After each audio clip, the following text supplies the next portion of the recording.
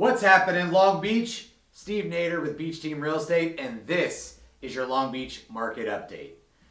The market is fragmented. What does fragmented mean? Well, it means that there's certain sections of the market that are still selling very quickly with multiple offers overnight, and there's other parts that are just sitting there collecting dust.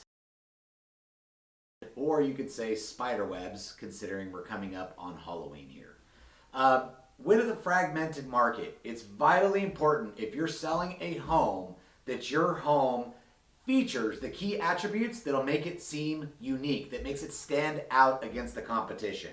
If you're buying a home, what you're looking for is something that's special about that property that'll make it so that you continue to love that home year after year after year.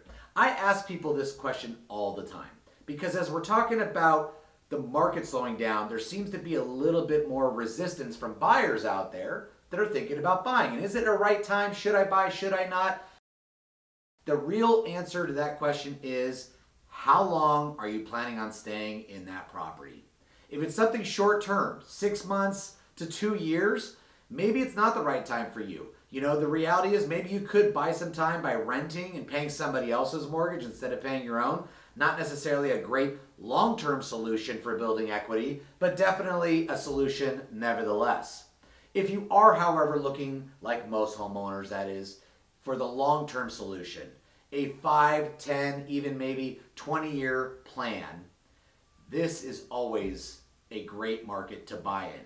And the reason why is there are opportunities out there. We're seeing a delta in what buyers can afford and what sellers want for their property, and sometimes those things flip-flop, where actually the home drops into a more of affordable state for you, but if you're not in the market actively searching, you're going to miss those opportunities, and we're seeing them daily. I also want to point out that homes with some sort of unique value, some sort of unique characteristic are still in high demand in good neighborhoods. Center block, and in a desirable neighborhood, selling with multiple offers, assuming it's priced correctly. Now, I want to get into some of the numbers because they are kind of staggering. If you're looking at this from last year to this year, the numbers look daunting. However, make no mistake, homes are still selling and breaking records left and right.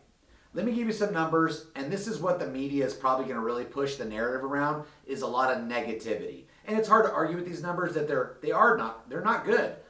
But if you're looking at an individual property, make sure you're reading the situation correctly, and it's not just you're running on emotions and making a decision because of what the media is telling you. Make the decision for you and your family and what makes the most sense. New listings in the city of Long Beach from this time last year to today are down almost 32%.